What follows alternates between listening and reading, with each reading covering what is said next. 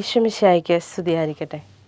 കേരളവാണി ഒരുക്കുന്ന നോമ്പുകാല ചിന്തകളിലേക്ക് ഏവർക്കും സ്വാഗതം. സമാന്തര സുവിശേഷങ്ങളിൽ എങ്ങും രേഖപ്പെടുത്താത്ത ഒരു സംഭവമാണ് യോഹന്നാൻ അപ്പോസ്തലൻ തൻ്റെ 13-ാം അധ്യായത്തിൽ വിവരിക്കുന്ന പാദക്ഷാളനം. ഈശോമിശിഹായുടെ ഈ പാദക്ഷാളനത്തെക്കുറിച്ച് നമുക്കിന്ന് ധ്യാനിക്കാം.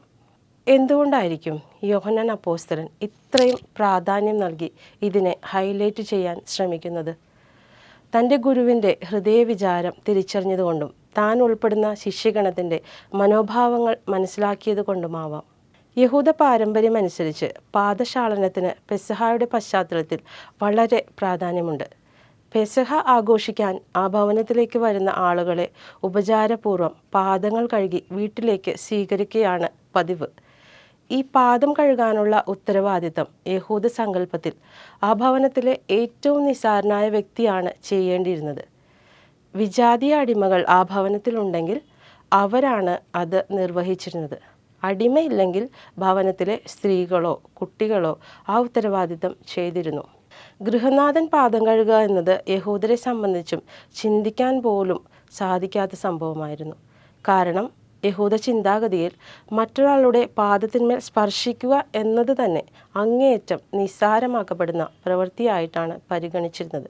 തങ്ങളിൽ ആരാണ് വലിയവൻ എന്ന തർക്കങ്ങൾക്കിടയിൽ പെസഹ ആചരിക്കാനുള്ള ഭവനത്തിലേക്ക് പ്രവേശിക്കുമ്പോൾ ഞാൻ പാദം കഴുകാൻ തയ്യാറായാൽ എല്ലാവരുടെയും മുമ്പിൽ ഞാൻ നിസ്സാരനായി മാറും എന്ന ചിന്തയോടെയും ആയിരിക്കാം ശിഷ്യന്മാർ ഓരോരുത്തരും കഴുകാത്ത പാദങ്ങളോടും ഒരുക്കമില്ലാത്ത മനസ്സോടെയും അത്താഴമേശയ്ക്ക് ചുറ്റുമിരുന്നത്. സ്വന്തം ശിഷ്യഗണത്തിൻ്റെ വിചാരവികാരങ്ങൾ മനസ്സിലാക്കിയ ഗുരു അവരുടെ ഉത്തരമില്ലാത്ത പല തർക്കങ്ങൾക്കും മനോഹരമായ പരിഹാരമെന്നോണം സ്വയം എളിയവനായി അവൻ മേലങ്കി മാറ്റി ശിഷ്യരുടെ പൊടി പിടിച്ച പാദങ്ങൾ കഴുകിക്കൊണ്ട് ഏറ്റവും നിസ്സാരനായി വിനയത്തിൻ്റെ അഗാധമായ മാതൃക നൽകി.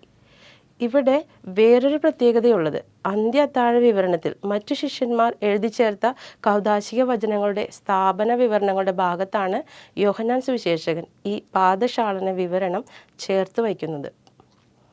ദിവ്യകാരുണ്യമെന്ന സ്നേഹത്തിൻ്റെ ആ മഹാ അത്ഭുതത്തെക്കുറിച്ചുള്ള ഓർമ്മപ്പെടുത്തൽ കൂടിയാണിത്.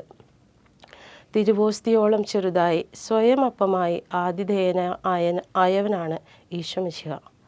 പരിശുദ്ധമായ നോമ്പുകാലത്ത് വിനയത്തിലൂടെ ഏറ്റവും നിസ്സാരനായവൻ്റെ പാഠങ്ങൾ അഭ്യസിക്കുന്നതല്ലേ ഏറ്റവും നല്ല ഓർമ്മയാചരണം. സ്വന്തമാണെന്ന ചില തിരിച്ചറിവുകൾ പലതിനും നമ്മെ നിർബന്ധിക്കും. സ്നേഹത്തിനൊരു പ്രത്യേകതയുണ്ട്. അത് ഏതറ്റം വരെയും പോകും. മുറിയാനും മുറിവേൽപ്പിക്കപ്പെടാനും ഒക്കെ തയ്യാറാകും. കുടുംബജീവിതത്തിൽ സമൂഹ ജീവിതത്തിൽ ഒക്കെ താഴ്ന്നു കൊടുക്കാനും എളിമപ്പെടാനും വിട്ടുകൊടുക്കാനും ക്ഷമിക്കാനുമൊക്കെ ഈ സ്നേഹം നമ്മെ നിർബന്ധിക്കും. വിശുദ്ധമായ ഈ നോമ്പുകാലം യേശു ശിഷ്യരോട് പറഞ്ഞ അതേ വചനം നമ്മോട് ഇന്നും ആവർത്തിക്കുന്നു. നിങ്ങളുടെ കർത്താവും ഗുരുവുമായ ഞാൻ നിങ്ങളുടെ പാദങ്ങൾ കഴുകിയെങ്കിൽ നിങ്ങളും പരസ്പരം പാദങ്ങൾ കഴുകണം. ക്രൂശിതൻ നമ്മോട് ചോദിക്കുന്നുണ്ട്, എൻ്റെ ഈ മാതൃക പിന്തുടരാൻ നീ റെഡിയാണോ? വാക്കും പ്രവൃത്തിയും തമ്മിൽ അത്തരം അന്തരമില്ലാത്തത് കൊണ്ടാണ് യേശു ക്രിസ്തു അന്നും ഇന്നും എന്നും വ്യത്യസ്തനാവുന്നത്.